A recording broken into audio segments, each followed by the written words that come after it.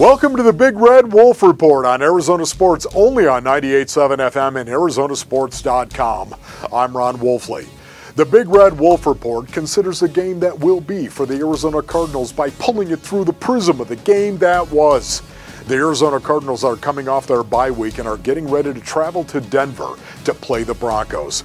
Denver is coming off their bye week as well, and both teams will be rested and prepared for battle.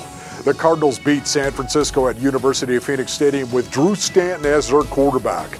Although I speculate, the Big Red Wolf Report will make the assumption that Carson Palmer's nerve issue will not be better by Sunday, and that Stanton will get the start once again. Stanton had done an incredible job in relief of Palmer, and although there's no quarterback controversy in Big Red's locker room, there was certainly a quarterback confirmation that happened over the last two games. Drew Stanton can play. And that brings us to Big Red point number one. Drew Stanton needs to protect the ball the way he did against the 49ers. Stanton has yet to throw a pick. As a matter of fact, Stanton has yet to throw a ball that should have been picked. This kind of myopic focus and cautionary capability must continue in Denver if the Cards hope to pull the upset. Although the Broncos have invested heavily in their defense, the results so far a little tepid, especially when it comes to taking the ball away from their opponents. The Broncos have generated only 3 takeaways, all interceptions so far this season. There are 24 other teams in the league that have generated more takeaways than Denver. The beast in Denver has been anything but a predator, and Drew Stanton and the Cards need to keep it that way. Big Red point number two. The Cards' offensive line, they need to protect their Q. Denver is trying to replicate the Seattle Seahawks defense. This is not a surprise, knowing the Broncos got an up-close and personal view of Seattle's dominance in Super Bowl 48.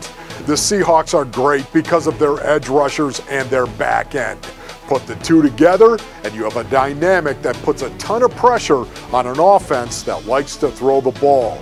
What offense in the NFL isn't trying to throw the ball more?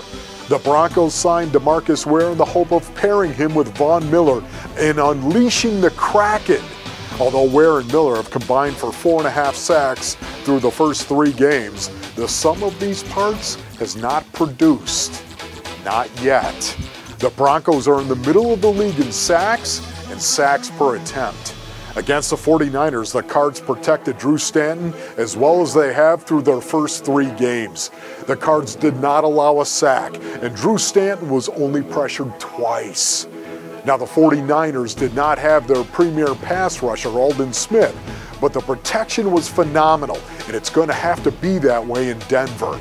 Jared Valdir and Bobby Massey are going to have to play their best games of the early season.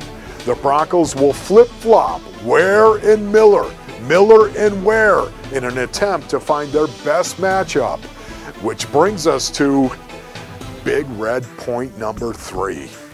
It's going to be a matchup mosh pit on Sunday. The Broncos have not rushed the football well, and the Cards' front 7 has been stellar. Lights out again. The 49ers didn't try to establish Frank Gore, and I doubt the Broncos will try to run over Todd Bowles' scheme either. The Cards have been too good against the run. Peyton Manning and his stable of receivers will attack the Cards' defense like they have attacked the league for the past 2+ years.